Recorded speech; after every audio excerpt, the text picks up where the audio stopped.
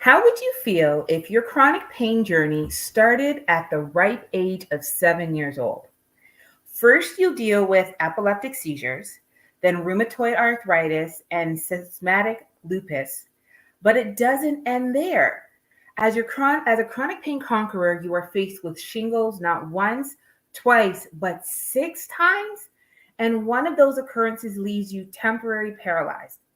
Then, after overcoming and being a conqueror in all that healing, you find yourself diagnosed with a cancer that only impacts 0.6% of women a year. Now, I may be tired from saying all of this, but today's chronic pain conqueror, Rowena Rodriguez, has and is still living this life. Are you ready for another chronic pain conversations? Yeah? Let's go.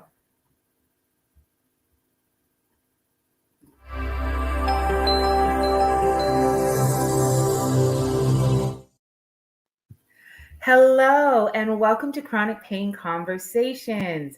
My name is Kalila Bruisewell, aka The Overcomer, and this is my lovely co-host, Miss Sharifa McLaren. Sharifa, how are you doing today? I'm doing pretty good. I can't even lie. I woke up on the right side of the bed today. So I'm doing good. How about you? Oh, I'm doing good. Sharifa, I swear in the last 24 hours, my body has gone from being this to this to this to this. Like our audience members, we talk about it all the time. We show Mhm. up looking all glamorous, but then they have no idea what it took for us to get here. It's true. And last night, I had to take not only a painkiller, but a sleeping pill and still Right. smoke up just to get my booty to sleep while using a heating pad and crying to dear Jesus, just let it go. I totally hear that. I totally You hear feel that. you really feel that, right? So Hmm. but I have to tell you this much. I am definitely excited about today's show because our guest, we've been trying to get our guest on for a couple of months now since last season, and she's on today, and I know. I'm so excited. I'm excited too because this is going to be a hell of a conversation Our today. conversations have been going so well with every guest. So if Yep. you Yep. haven't seen any previous shows, you need to see them. 100%. 100%. Okay, so we got a little bit into our pain and pleasure, but let's get into today's show. Are you kind of I'm ready. I'm ready. take it away, But my love? I Take it have away. two questions for you. Two. Okay. So, one, did you know that it's World Arthritis Day today? I didn't. I mean, we're posting it, but I didn't know, and it's really awesome to know about such things in terms of Right. the health So, side of stuff. basically, it's nothing too over the top. It's Okay. celebrated every year, same date, October 12th. And the purpose basically is just to bring awareness to arthritis. So, we're talking rheumatoid arthritis. Everything you could think of, we're bringing awareness to it. With that being said, I just say let's keep on advocating for ourselves. The theme this year actually is don't delay, connect today. Don't delay, connect today. Right. I I think that's love. very like simple, Yeah. but it speaks volumes. I think Right. I think arthritis is something that everyone goes through it regardless. And some people go through it and don't know that they're going through it. Right. So I just say keep advocating. All of us who are going through, and I say us because I know the arthritis, when it takes me, it takes me. So all of us just need to stick together and know that we are not alone. And you just brought up a really big point for anybody that's watching. So Hmm. many people live with arthritis and don't Yep, know that it's arthritis. exactly, And exactly. we learned so much from some of our previous guests in terms of this could be starting off because you were like an athlete in high school. So Yep, you're sitting there and you're taking care of your body, and all of a sudden your absolutely. body's like, I'm Yeah, kidding. So, and we're also talking about cultures because there's a lot of cultures that true. your body is hurting and you just Absolutely. think that you know what it is and you can't take care of it so that you can take care of it. So before it gets any further, if you've got some aches and pains, especially around the cold weather, Mm-hmm. do yourself a favor and make sure you see your physician or at least go for your yearly physical. 100%. Okay. 100%. What's the second question? Okay. So second question, this kind of is gonna, tie in somewhat. Do you know what the second most common skin cancer is? I didn't realize that there were more I than one obviously know skin you cancer, do. so let's go. Okay, so it's called squamous cell carcinoma.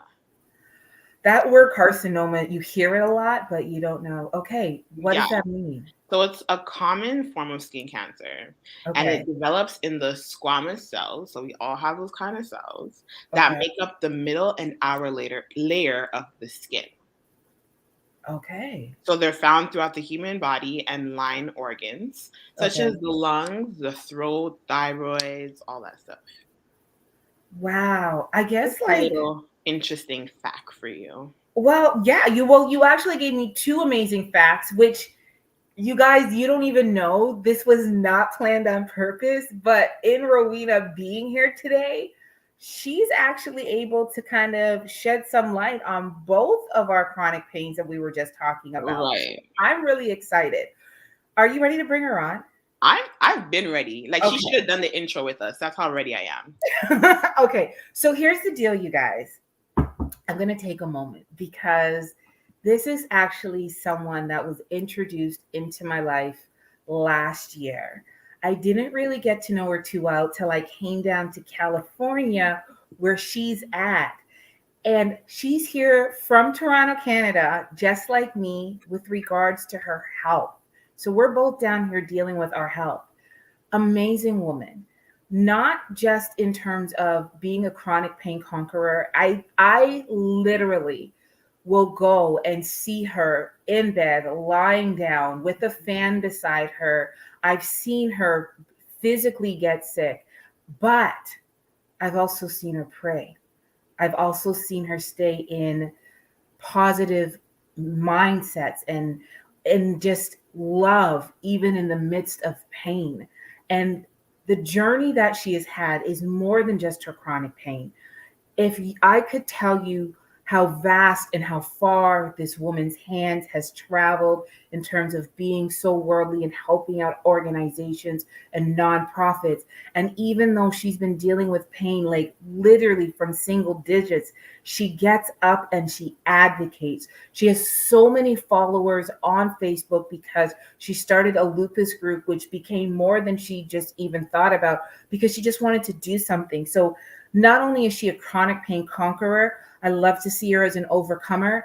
And on top of it, she's just a blessing to have in your life. So it is my honor and my privilege to bring on Miss Rowena Rodriguez. Ro, how are you doing today? Good morning, beautiful ladies. You hear that energy? You see, this is why I'm ready, because you hear all these things and all our conquerors just come with that energy that I'm just like, all right, let me just drop the mic and just hand it over.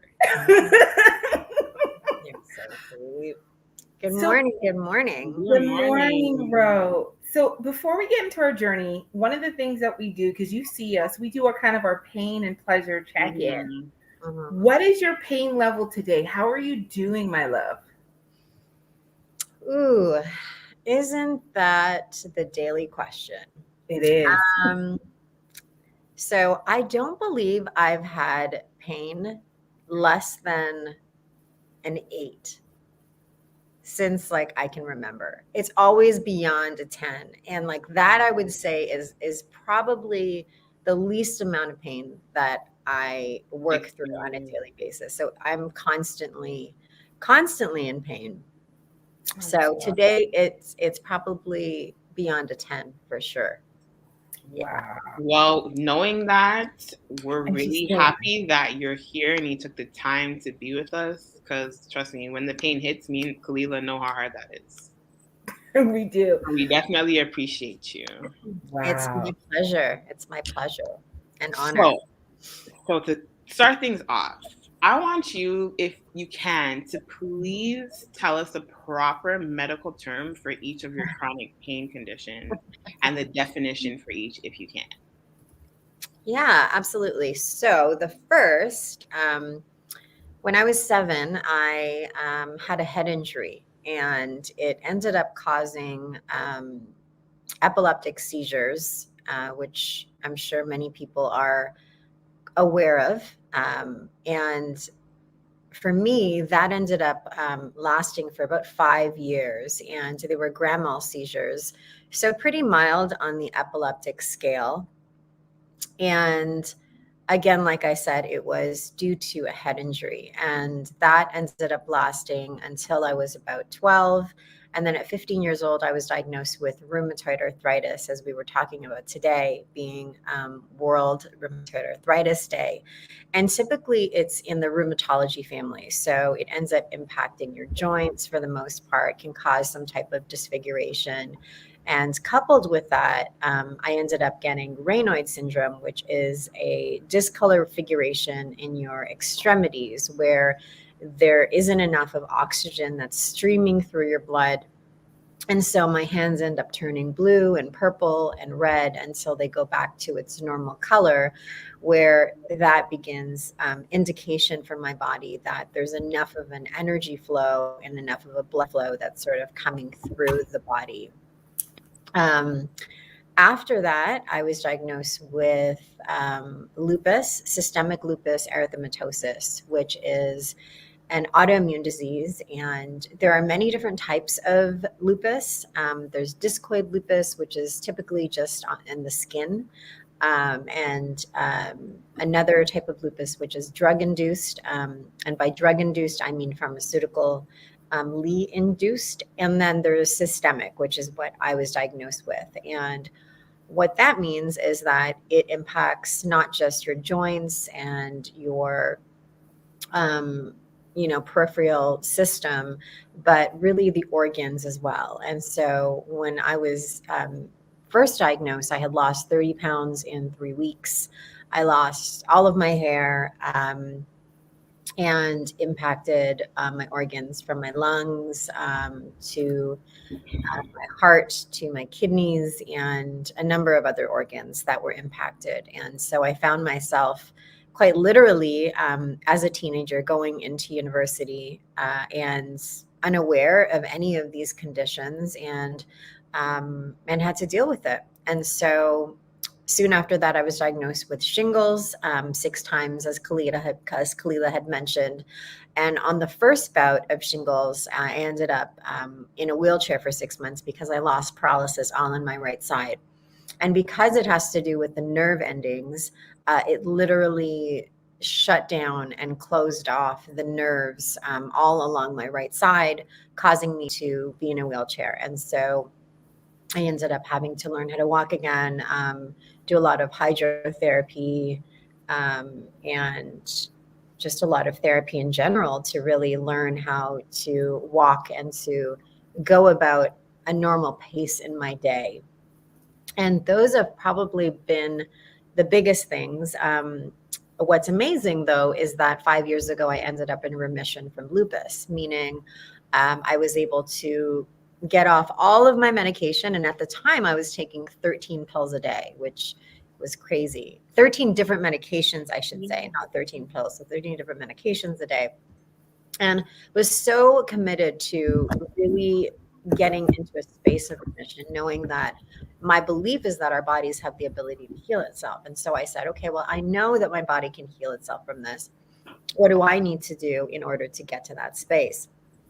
And so 5 years off of all medication. And then last year in August, I was diagnosed with the squamous cell carcinoma in my sacral area. So my female area that is most sacred. And it's been quite a journey. I literally, when I was diagnosed, a few days later, I found a homeopathic doctor out in California and called up my sweetheart. And I said, I'm coming to California. He just so happens to live in California. And I've been here ever since. And so that's been pretty much the journey. So, yeah. I can relate, especially on the lupus part. I too have systemic lupus, so Yes. I definitely can relate.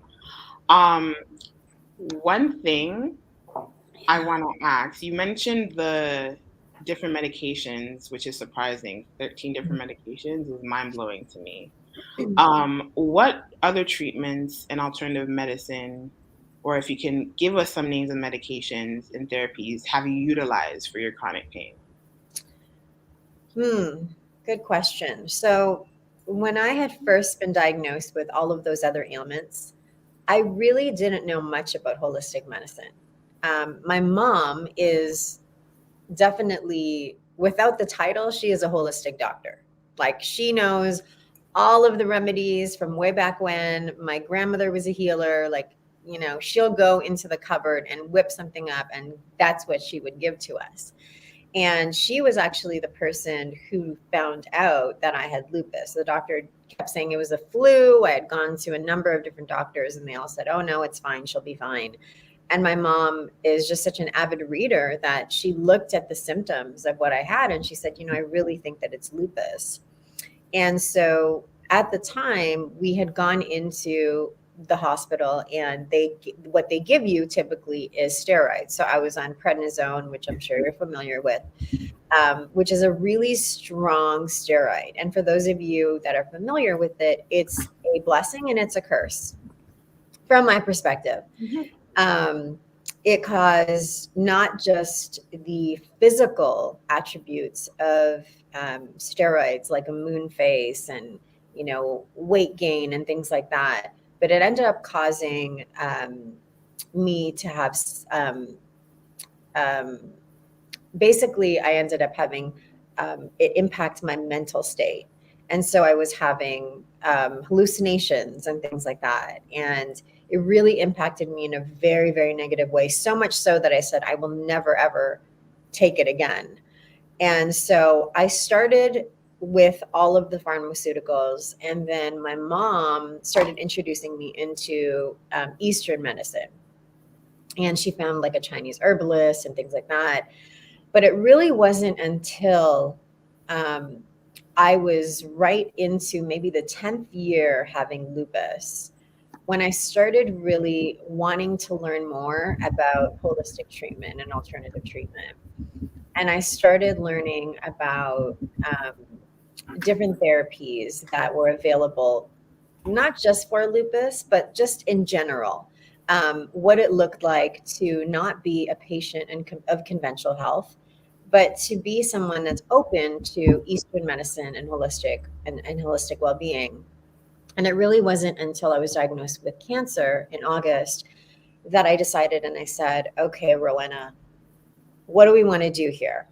Are we going to go the route that typically everybody goes, which is conventional, or is there an opportunity for us to look and go this route?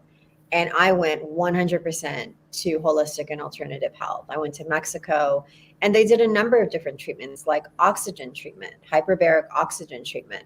They did dendritic cell therapy, where they basically take your blood and then they kind of do a blood infusion. They take it out of you, they put it back in you with ozone, and they pump it into your blood.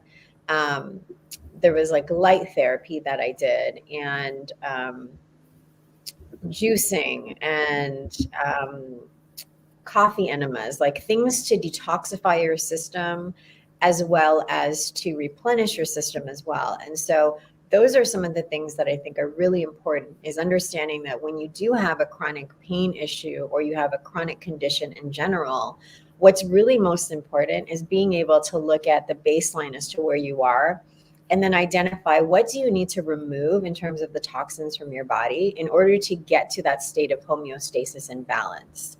And so there were probably 30 or 40 different treatments that I tried along the journey of holistic healing that I can't remember off the top of my head, but those are a few that really stood out. I have a question for you, because you mentioned something earlier and I actually had to write it down. You had said something about hydrotherapy, but I'm also interested in terms of, I love that we are such big advocates with regards to what we will call alternative medicine or Eastern medicine. Yeah. Um, Not to say, and it's not to say that one is better than the other, but what have you learned in taking in the two different conventions? And what is hydrotherapy for those viewers that don't know? So, what have I learned? That's a really big question. Um, and, the reality is that I really do believe that our bodies innately have the ability to heal itself, that we have everything that we need um, within ourselves and in the world to be able to really leverage all of the plants, all of the different resources and tools that are available to us. And so, what I've learned is that we have access as much as we want to have access. And that there's nothing wrong if we do get to a point where we feel the need to create integrative health. And what I mean by that is being able to marry integrative health or conventional treatment with and alongside holistic and alternative healing. There's nothing wrong with that. And I've had to really get to a point with God where I've really had God and have God as my great physician. He is the GPS. And so, in that, at times, I've made it wrong that I'm now in a new conversation in and around conventional medicine and looking at the fact that I may have to go that route. But then you end up finding these other treatments like hyperbaric oxygen treatment. And what's really interesting about this type of treatment is that our bodies naturally need oxygen in order to survive. And what ends up happening with cancer is that it doesn't like oxygen. There's a few things that cancer doesn't like. It doesn't like oxygen. It doesn't like laughter. It doesn't like anything that's healthy for it. So, and when you go on to like an alkaline diet, as an example, cancer does not like that. But oxygen's a really big one. And what the hyperbaric oxygen chamber does is it literally puts thousands of I guess it's like molecules into the bloodstream and opens up the whole body and basically pumps you with this oxygen that helps you to breathe better. It reduces your stress, and really the biggest thing is that cancer just doesn't like it. It doesn't like being in an oxygenated environment. And so there are a lot of different modalities that exist today where you can actually go to like a center and do an hour of hyperbaric oxygen chamber, or you can even do ozone therapy as well, where you can get a machine and you can bring it home and they teach you how to do it. So everything is available to us. I think one of the biggest things that I will say, though, for somebody that is considering going this route of alternative and holistic healing, you really want to be educated. You really want to ask the right questions, and you really want to know that the sources that you're looking at are sources that are credible, because there's a lot of information, just the same way that conventional medicine, oftentimes we say, there's a whole movement around the conventional medicine and the pharmaceutical companies, blah, blah, blah. And it's the same thing with alternative medicine. It's still a business, even though the position is very natural and holistic, it still is a business. And so you have to really be an advocate for yourself and really educate yourself on the information that you are collecting and gathering in order for you to make a sound decision. So I hope that answers your question. Absolutely. I have one question, and Yeah. I'm still learning how to do, and I can only imagine how it would be for you. But how did you learn to cope with your illness? Did you change your lifestyle after receiving your diagnosis? If so, what did that look like? Well, thank you for the question, first of all. I think because I have been through this for so long that it's something that's been a part of my life since I was really, really young. And I come from a really amazing family, a very strong family. My mother is the biggest advocate for me. I was never, even as a young girl, the type of person to ever ask God why. And it's a really important thing because I think oftentimes as chronic pain survivors and thrivers, it's very easy to go into a victim consciousness where we can go, why me? Oh my gosh, my life sucks. This is so hard. And really find ourselves in the morass of all of that. And I really like one of the biggest lessons for me, even as a young girl, was to say thank you as opposed to asking why. So I've constantly lived my life in gratitude and have had many a conversation with God where I'm like, God, I don't understand. I really, really don't understand. I don't know. I don't understand it. However, I know that you are working. I know you are. And I know that you would never give this to me if you knew I couldn't handle it. And so gratitude is by far the biggest gift that we have been given. And I believe that if you can navigate through your chronic illness, any chronic illness, no matter how bad the circumstances, and continue to look for the blessings in all of it, it's like Kalila and I talk about all day, every time when we talk to each other. It's like, how are you feeling today? You know, let's literally a question because we both know what it's like to go through a chronic illness, right?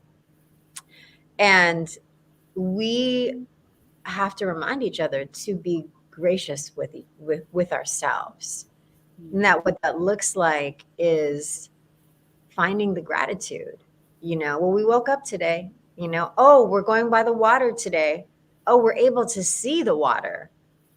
Oh, we're able to breathe the ocean. Like it is those small things, yet massive, massive on the journey. And so gratitude is key. If you can just do that one thing and be in gratitude all the time, it's not that hard. So I have, in you saying this, I want to ask two things. So we normally ask about family, friends, and support, and you have been talking about your specialist and the holistic and your mom. But in that gratitude, there's things that help support that. So one, what kind of support groups have you been able to utilize in order for you to still kind of maintain your sanity, learn about yourself, and stay in this space of gratitude? But Yeah. also, what have you, one of the things that we don't get to talk about, and you're just a perfect guest to have this, is you've also given back. In the midst of all of your pain, you have still given back to the world. So, can you tell us where you've gotten some of your support, like what kind of support groups you've been in, but also how have you been giving back? What are some of the things in the places in the nonprofits and the worldwide, ways that you've been using your hands in the midst of pain? Because we want our audience to know, you can have it, but still help somebody else with their pain in life. Yeah, really good question. So it's so funny because so my partner, he will have these very subtle ways of what he would like to recommend for me to read. And the other day he came by and he had left this book, which I don't know if you're familiar with it, but this is 7 Spiritual Laws of Success, and our dog ended up biting the top of it. But he just very, gently left it on the counter. And I thought to myself, well, I guess he wants me to review it. And so I thought, oh, what a beautiful gift, because I love this book. This is one of my favorite books.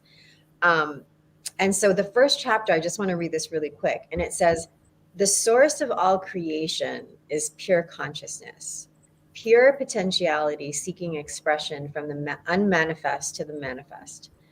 And when we realize that our true self is one of pure potentiality, we align with the power that manifests everything in the universe.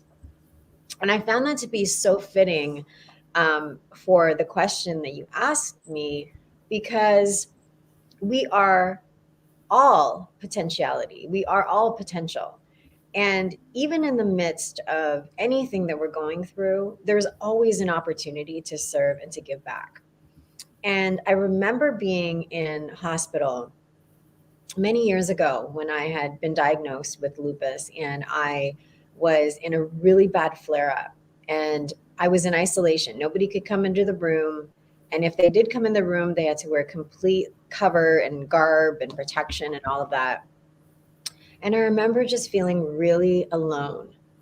And I thought to myself, this feeling does not feel good.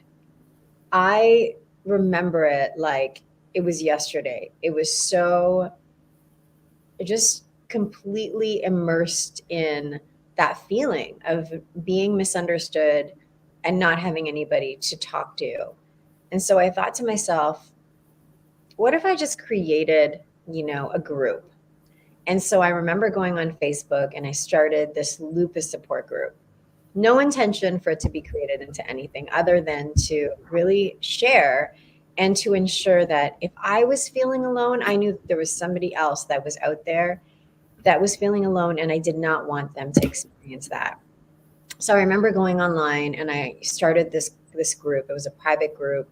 And since then, it's grown to about 15,000 people from 100 countries around the world, all with the intention of supporting one another. And it's when I took myself outside of the situation and really said, how can I be of service? I truly believe that in our healing, there is an opportunity for us to serve always an opportunity to serve. And so while I have really leveraged many different support groups, like Lupus Ontario or Lupus Canada, I've also created my own support group, and I've learned from each of them. I've taken what might be missing from one and put it into the support group that I run. And I'm also a huge advocate in being your voice. And what I mean by that is you may have a chronic illness, like I was diagnosed with lupus. And so I made sure that I sat on the board of directors at the Toronto Western Hospital for the lupus department, because I knew that as a patient, I know more than the doctor. And when I say that, what I mean is that my experience is that of a patient. And they're not going to understand that because they're looking at it from the lens of a doctor. And I really do believe that where there is an opportunity to serve and give back, I always will say yes. And that doesn't just mean in the realm of what you're dealing with. Part of the healing has been going and doing mission work. Part of my healing has been taking myself out of the equation and going to Haiti to help build schools out there. It's been going to, Tanzania to help with community relations in areas that are rural, or in Nunavut in the Arctic. Going to the Mother Teresa Home for the Dying, where there's people that are dying from AIDS and HIV and tuberculosis and have leprosy, where nobody wants to go near them.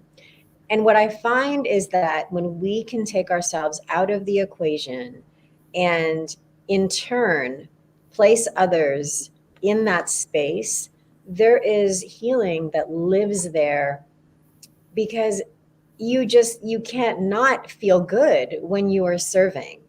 And I really do feel that there's a huge opportunity for all of us to identify where we can be of service, even when we're going through difficult challenges. And I find that what you'll notice is that you will end up finding someone, wherever it is that you are, that's going to relate to you in a way that will be so incredibly special. It will be life-changing. So. I wanted to know, are there any remedies that you can recommend For like your condition that you go through? Anything that you find works, whether oh, it's home remedies and stuff like that? That's a really good question. I think I'm still in the process of that. And what I will say is that it's a process. It's definitely a process. It's not ever, I believe, a quick fix. I think it's It's a lifestyle. And so, as an example with cancer, I'm studying this book by a guy named Chris, and he has this book called Chris Beat Cancer. And he did everything holistic. He did juicing, he did meditation, he took himself out of stressful situations. Stress is a really big killer as well. He found ways to give back. He did all of these things and didn't end up doing any chemo. And I felt like I did all of those things. And now here I am making a decision to actually go and do conventional medicine. And sometimes I get frustrated when I read these books because I'm like, that's not fair. They did all these things and it worked for them. Why isn't it working for me? And I had to realize that everybody is different. What may work for one person may not work for somebody else.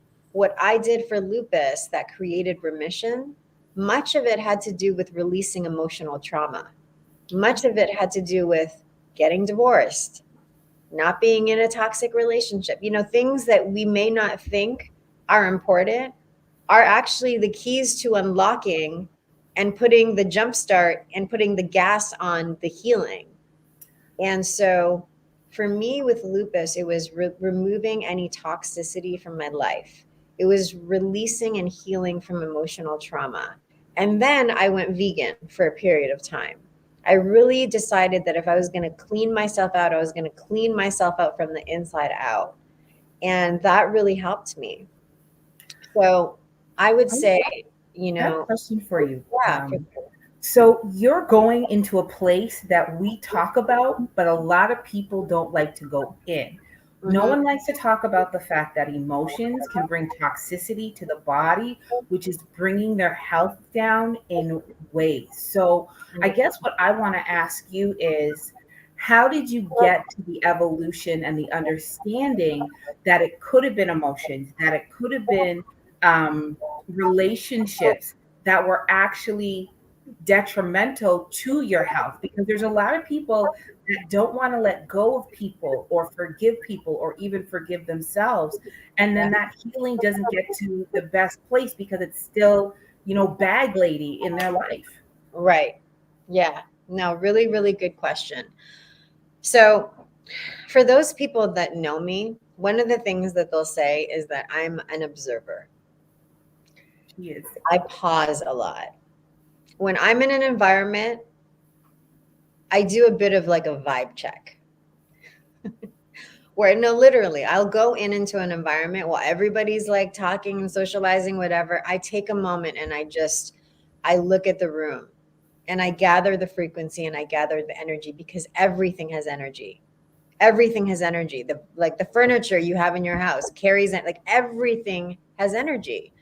And because everything has vibrational frequency, I tend to know when something is good for me and something is not good for me. And I believe that you know that right away.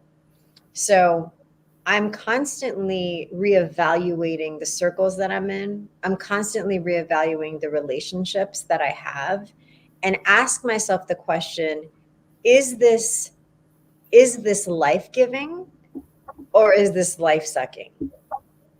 And you'll know right away. Your spirit will always tell you. And one of the commitments that I have for myself is to hone in on my inner compass, my inner circle of people that I know are going to be a stand for me no matter what. And the people that are the closest to you sometimes are the people that you shouldn't be around. That's the truth. And it takes a lot to say that, and it takes a lot to know that. And it takes a lot to walk away. And I'm going to share something really personal. When I decided that I was going to do holistic medicine for cancer, my dad was hugely against it. He did not understand it. He is not somebody who understands or knows a lot about alternative health. And I couldn't even have conversations with him about it because he was just so against it.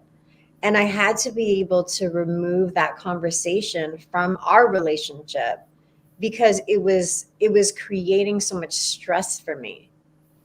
And so, I really do believe that wherever you are in your life, it's so important to constantly reevaluate your circle.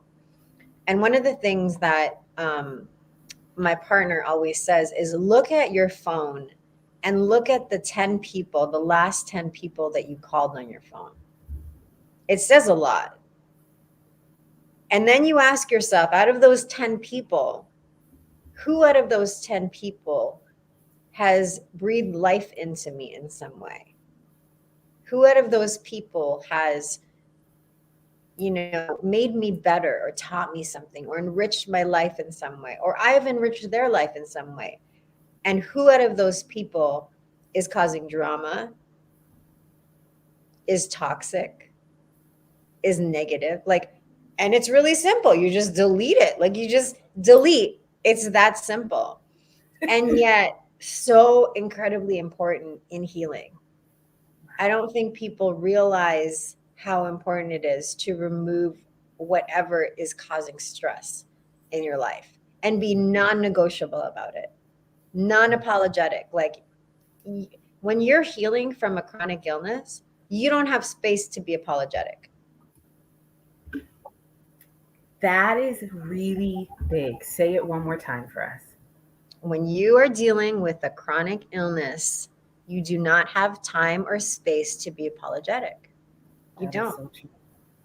No. Sharifa, I know that Sharifa, we're going to have to, don't want to close up with you. I never want to close up with you. But I know that Sharifa has a final question for you before we wrap this up. Oh. So you quoted, "You are not your illness nor your circumstance, and it's time to redefine the face of illness to one of possibility so people are free." Was there something that you were going through when you came to that realization? Expand on that quote a little bit more for us. Ooh. I took a course a few years ago. And for those of you that are familiar with it, it's called Landmark. And it has to do with transformational living. And it's really all about knowing that we can either live in the past or we can create our future. And inside of that work, I coached a number of different programs. And there was a time where I was in a space of victim consciousness, where I did find myself wondering, not feeling sorry for myself, but wondering what it was that this illness was causing me to learn. And I decided that through this experience and through this journey, what I am committed to and what I was committed to at that time was to redefine the face of illness and circumstance, so one of freedom, so people are free. Because what I noticed, even in the support group that I was a part of, was that there were a lot of people that were shackled. There were a lot of people that were imprisoned in their own mind, a lot of people that were imprisoned in their body, a lot of people that didn't know how to release themselves from the confines of illness. And the truth is that we are not our circumstances. We are not the illness that a doctor has diagnosed us with. In fact, all that is when a doctor diagnoses us with something is an agreement between a patient and a doctor to say yes. It doesn't mean that that's who you are. And oftentimes what happens is that we end up having that label be something that we live into. And so the inspiration behind that statement is really that I knew and I know that even in the midst of whatever it is that I'm going through, I'm still living a life of freedom. I still do all of the things that I want to do, despite what doctors say, and that we all have access to that same freedom.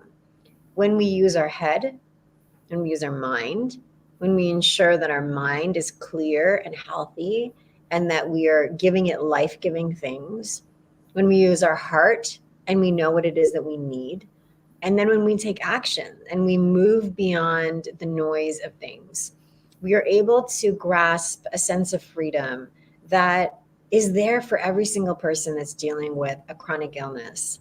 And so for you that is dealing with a chronic illness, what I want to tell you is that you are not your circumstance and you are not your illness. You are whatever you say you are. And if you can find that light that lives inside of you, there is a creation frequency that is so sacred that nobody else can touch, that is yours. And so I hope that you will take the time to be gracious with yourself, that you will take the time to love yourself, and to know that no matter what it is that you're dealing with, no matter what doctors tell you, no matter what your circumstances, you have the ability to be free. So I don't even feel like we need to keep it moving, woman, after this. At this point, Ro. yes, Ro, so I'm gonna call her Ro. Thank you. Thank you. Thank you. Thank you. Thank you for being on this show today. Thank you for supporting it. Thank you for advocating. Thank you for being a conqueror. Thank you for still standing. Thank you for just pushing on and being a trailblazer for so many people. Just thank you from one chronic pain conqueror to another. Like, I love you I for love you too. who you are. We have run over time, but it was so worth it. it was worth it. 100%. 100%. I don't even know what to say. I wish that we would have these shows longer, but we know that we can't sometimes. Can you please let our audience members know where and how they can find you so that, anybody can get in touch with you? And then what we're going to do is say goodbye to you, but ask you to stay in the back room so we can connect with you afterwards. Absolutely. So, first of all, I want to acknowledge you too. And I want to acknowledge who you are. And I want you to know that it is inspiring that you are sharing your stories of survival, of strength with other people, because these platforms are necessary for everybody. And so, thank you for who you are. Thank you for the light that you are for so many. It is an honor to be here. I am so, so grateful to be able to share my story. And I would love to connect with all of you. So if you would like to get in touch, you can contact me on Instagram at Rowena R. Rodriguez. There's another R. My middle name is actually Ruth, which I'm very proud of. I used to hate that my middle name is Ruth. But now that I know who Ruth is, I'm like, I love that. I love that lady. So it's Rowena R. Rodriguez on Instagram. And I really want you to look out for a docuseries that I'll be working on coming up very soon. I'm not going to tell you the name, but that's coming up, and a podcast called Awaken the Light Within that I'm really excited about. And so I really look forward to connecting with each one of you. Thank you, thank you, thank you for this opportunity. Continue to be the light that you are. And I'm so grateful. So thank you both for having me on. Thank Okay. you. Thank you. Okay, we got to say goodbye to her, and I don't want to say goodbye to I her. don't want to either. There's a lot she was saying that I could just be like, oh yeah, and I could have like spoke the words with her because she was just so relatable, and I can only imagine how many other people she was relatable to. So, Honey, let's wrap this up. I'm not even in a point for keep it moving. Just what are your thoughts about the things that you learned my today? thoughts, absolutely, and I will continue to say it. So many times we feel that we are going through the worst, and we're really not. But Ro is just so much of an example of why and how we should keep going. The mindset, the perseverance. Our last week's guest talked about the perseverance and the gratitude. And I think that's something that's standing out, is just to have gratitude in the midst of any and everything you're going through. So that was something that stood out to me personally. That whole gratitude. More times we worry about the whys and we ask the questions instead of just, in spite of everything, still give thanks for the small things. That really stood out to me. How about you? For me, I love the fact that she shone light back on what it means to have, like, what emotions can do for us. And I mean, like, you thought about it, but once I started getting my PNES seizures and I really understood how much emotions can like get you upset or affect your body, I love that she brought that topic up because I think it's one of the things that we really don't put one and one together. And, you know, for people that don't understand it, if you're mad at your spouse, if you're mad at your sibling, if you're mad at the work that you're going into, if you easily get angered or you're holding on to something for years, or you keep putting yourself into a situation when you really want to say no, all of those things that are emotionally bundling up in you is breaking you down. Yep. You know? And so really for our chronic pain community, and I know that sometimes people say, well, how do I change it? Or I can't move and leave that person, or, you know, it's my parent. I've had to walk away from my family a few times for my health, first psychologically, then physically, because, you know, it affects me. And so I completely understand what she's saying. And for anybody that's trying to figure that out, there are additional groups to help you release your emotions, or you can talk to your family physician. And we talk about this all the time. Do not be biased against counselors or psychiatrists or psychologists, or anybody in the social services that is trained to help you find ways. It's like, it's your punching bag. You got to let that emotional side out. So I'm thankful that she kind of touched on that. Absolutely. With that, let's go into our Keep It Moving moment. Okay. So today's Keep It Moving moment says, the strongest people are not those who show strength in front of us, but those who win battles we know nothing about. Say it again, girl. I'm going to say it again.